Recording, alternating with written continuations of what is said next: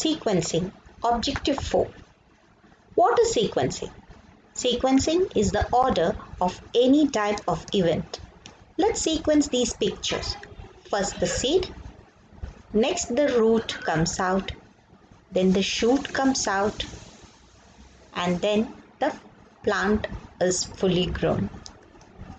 Now, how to sequence parts of the given story using a graphic organizer. The story of a butterfly. Let's read the story. Once upon a time, there was a tiny egg. A few days later, the egg cracked and out came a hungry caterpillar who ate a lot of leaves and grew into a very large caterpillar.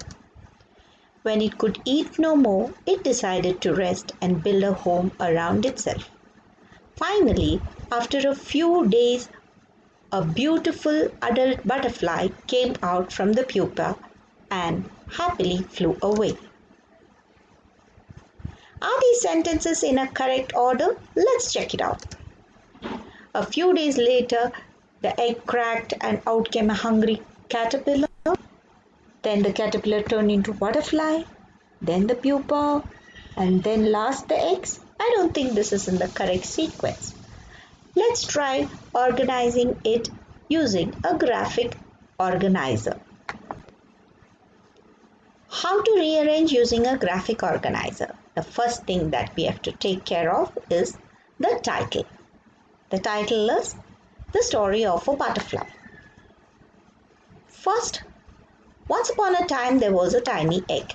Next, a few days later the egg cracked and out came a hungry caterpillar who ate a lot of leaves and grew into a very large caterpillar. Next, when it could eat no more, it decided to rest and build a home around itself. And finally, after a few days, a beautiful adult butterfly came out from the pupa and happily flew away. Let's recap using the graphic organizer once again. First, the title. Next, the tiny egg comes in first. Next, the egg cracks and the caterpillar comes out. Then, it makes a pupae.